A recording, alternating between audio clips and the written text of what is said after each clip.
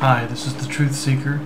Today I'm going to talk about Zoroastrianism and the claims that some people make that it influenced Judaism, specifically in regard to messianic ideas.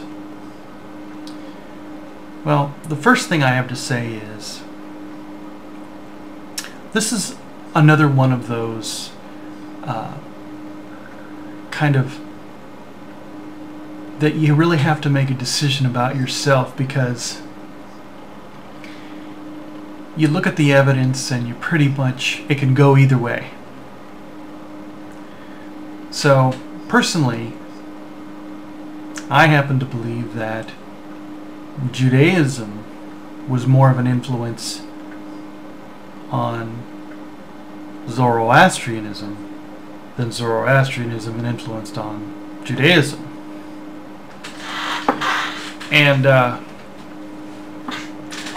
so let me get into my reasons here. The first one I have is that, actually it wouldn't be a reason, I'm just going to kind of go over some of the historical facts of Zoroastrianism. And the first one being that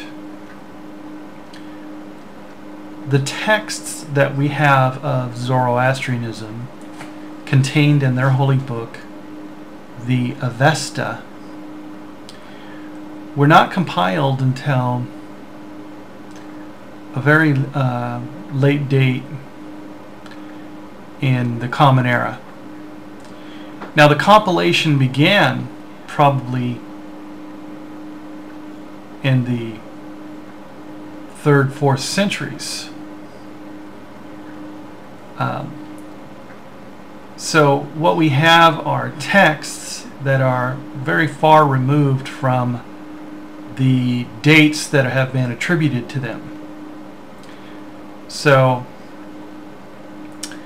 there are 6 sections that make up the Avesta, and then there are fragments as well that had been found and are being utilized to this day.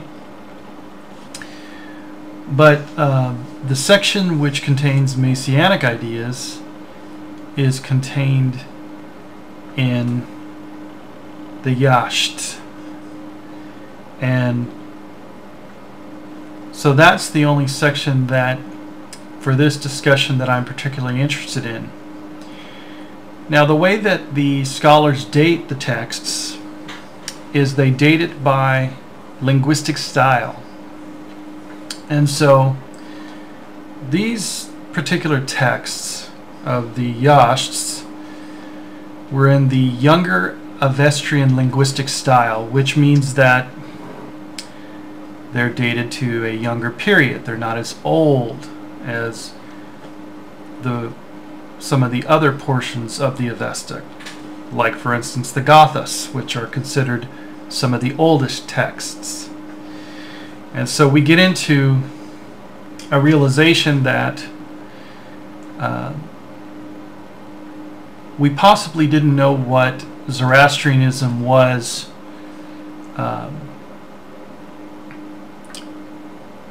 in the year 600 BC. It could have been something far different than its current form today. And so that being said, there are restorationist Zoroastrianists, and there are also traditionalists. The restorationists tend to reject the texts with the Younger Avestan linguistic style.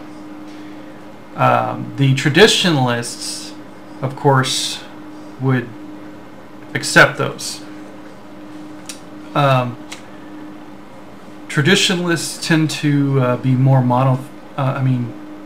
restorationists tend to be more monotheistic, while the traditionalists tend to accept the other gods and tend to be more polytheistic. And so this brings us into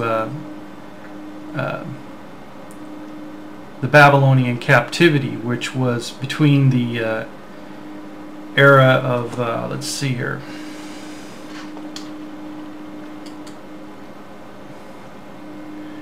it could be anywhere between 612 BC to 538, 537 BC.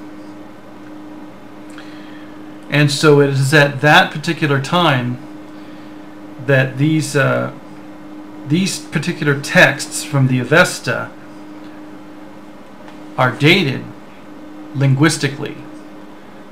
We don't have any manuscript evidence like fragments that have been found, you know, hundreds of years from, you know, like say 200 BCE. But what we have are fragments from like 200 CE, you know, somewhere in there in the range of, you know, 300, 400, and then entire manuscript copies of the Avesta, you know, long after 1000 CE. So we have manuscript evidence that is very far removed from the dates that we're attributing to them. But linguistic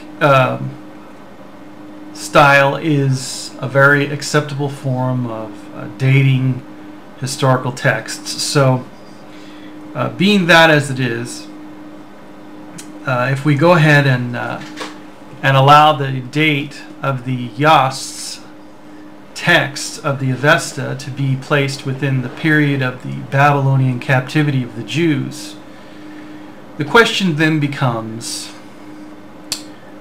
were the Jews influenced by the ideas in those texts, or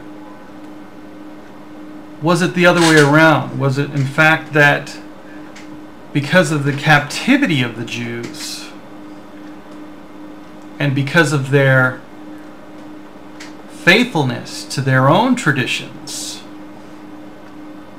that Zoroastrianism was influenced and took on those ideas, and hence that's why we see that those texts are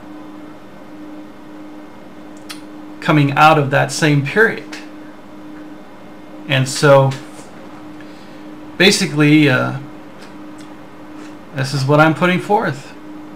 I'm saying that Zoroastrianism was actually influenced by Jewish thought and not the other way around. This is the Truth Seeker. God bless you, and keep seeking truth.